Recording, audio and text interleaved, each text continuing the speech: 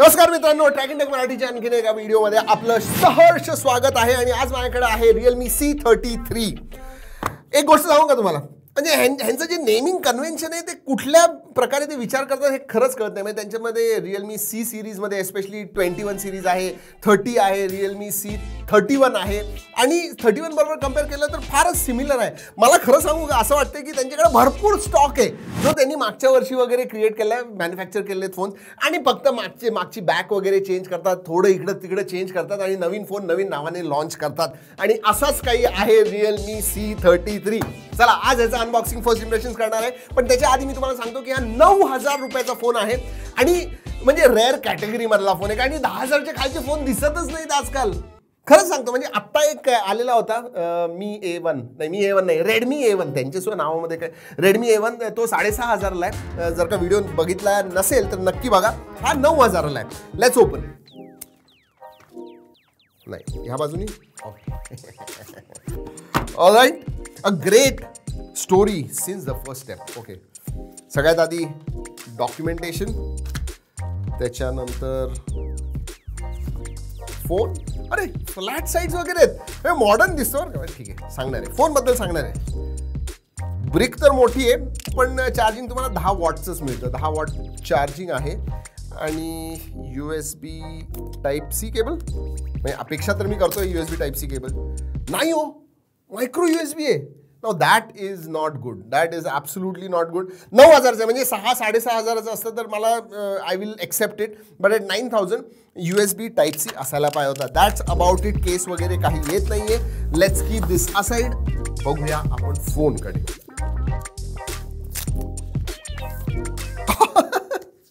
अच्छा, हा म्हणजे Realme 9i चा व्हिडिओ मी केलेला होता. ह्याचा छोटा भाऊ दिसतोय बघा ना, सेम आहे. ते CD डिझाईन वगैरे म्हणून Realme 9i त्यांनी लॉन्च केलं. हा तसाच दिसतोय. म्हणजे ज्यांनी 9i घेतला असेल तो म्हणेल मी 16-17 हजार रुपये दिले आणि आता 9,000चा फोन सुद्धा एक्झॅक्टली सेम दिसायला आहे. किंवा मग असं सुद्धा असेल की Realme 9iचे बॅक पॅनल जे आहेत ना ते भरपूर राहिले असतील. त्याला Realme C33 वरती टाकून दिले, असंच काहीतरी वाटतंय.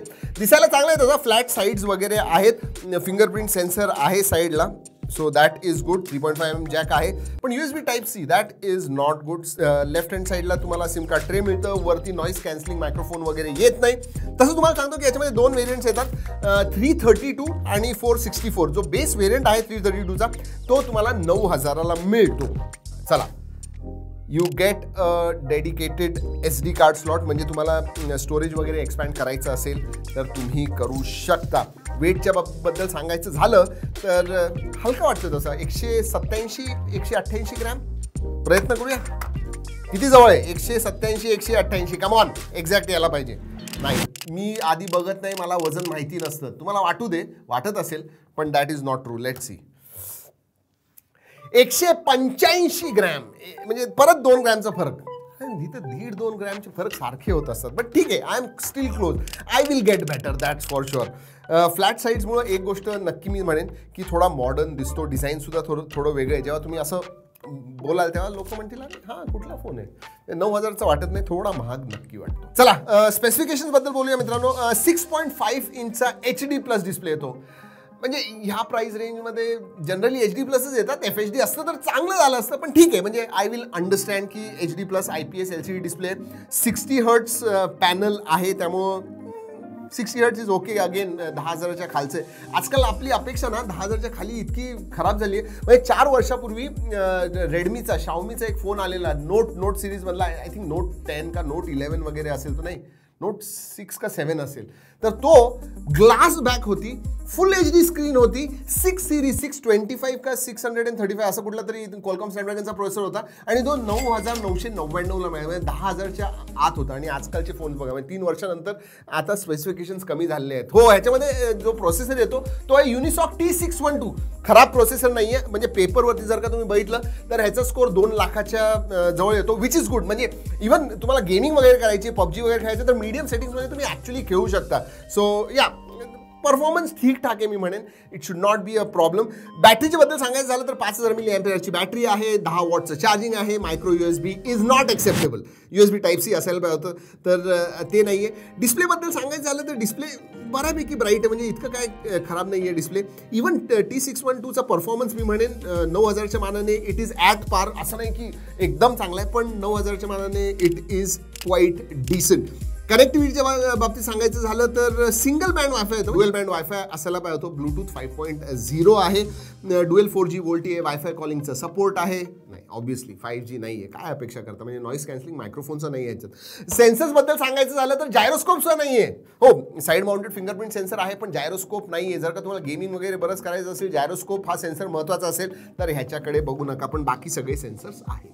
जर का OS बद्दल सांगायचं झालं मित्रांनो तर Android 12 तुम्हाला आउट ऑफ द बॉक्स मिळतं, सो दॅट इज गुड. आणि ह्याच्यावरती जी UI येते Realme UI, that is Realme UI S, म्हणजे गोस लाईट वेट Realme UIचं लाईटर व्हर्जन मी म्हणेन.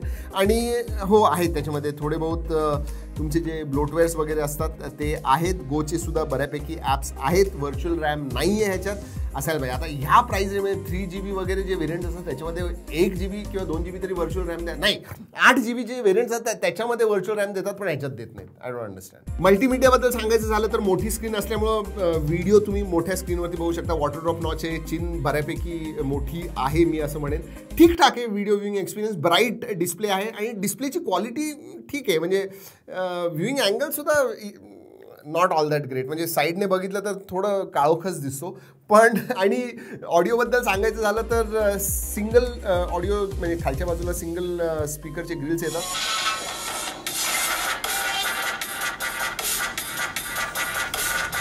ऑडिओ ठीकठाक आहे. Overall average video viewing experience. बरं, कॅमेराबद्दल बोलूया. ही गोष्ट चांगली, म्हणजे ॲटलिस्ट प्रायमरी सेन्सर जो आहे तो 50 मेगापिक्सेलचा आहे. 9000 50 megapixel, I think that is good, at least on paper मी म्हणेन. आणि दुसरा जो आहे तो AI सेन्सर आहे, म्हणजे त्याच्याबद्दल बोलायलाच नको. एकच मी म्हणेन की मागच्या बाजूला 50 मेगापिक्सेलचा आहे आणि पुढं 5 मेगापिक्सेलचा. तो पुढं जो वॉटर ड्रॉप नॉचमध्ये तो 8 मेगापिक्सेलचा तरी सेन्सर असायला पाहिजे होता. जे काही आम्ही फोटोज काढलेले आहेत त्याची G ड्राईव्ह लिंक देतोय. ओरिजिनल क्वालिटीमध्ये बघा तुम्हाला कसे वाटतात. ओव्हरऑल ॲव्हरेजच कॅमेरा म्हणेन.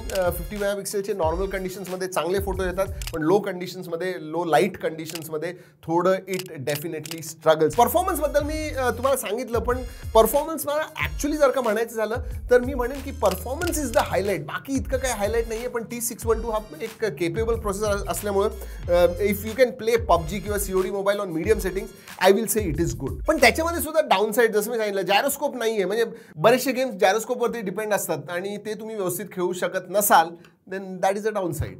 मित्रांनो, जर का बाकीच्या फीचर्सबद्दल सांगायचं झालं तर नोटिफिकेशन लाईट नाही आहे, FM रेडिओ नाही आहे. हे बघा, अगेन हे जे अंडर 10,000 बजेट सिरीजचे फोन्स असतात त्याच्यामध्ये FM रेडिओ गरजेचा असतो, कारण की लोक जेव्हा सुद्धा ट्रॅव्हल करतात, बसमध्ये बसले असतात, ते FM रेडिओ ऐकतात, आणि FM रेडिओ ह्याच्यामध्ये नाही आहे. SAR व्हॅल्यू विदिन लिमिट्स आहे. तर असा आहे तुमचा Realme C33. खूप कन्फ्युजिंग आहे. मग मी ते सांगितलं ना, त्यांचे जे स्टॉक्स आहेत ना ते क्लिअर करतायत असं वाटतंय. पण ह्या फोनचं स्पेसिफिकली सांगायचं झालं तर मी म्हणेन ह्याचे जे लुक्स आहेत ते बऱ्यापैकी आहेत, चांगले आहेत. आणि परफॉर्मन्स इज अबाव ॲव्हरेज. असं नाही म्हणणार excellent performance in this price range, पण अबाव ॲव्हरेज आहे. बाकी सगळ्या गोष्टी मी म्हणेन ॲव्हरेज आणि बिलो ॲव्हरेज. हो, especially micro USB. USB Type-C द्यायला काय झालेलं, आय डोंट अंडरस्टँड. म्हणजे 2-3 वर्षाच्या पूर्वीचा स्टॉक आहे का काय माहिती. चला मित्रांनो, या व्हिडिओमध्ये एवढंच. पुढच्या व्हिडिओपर्यंत जय हिंद, जय महाराष्ट्र.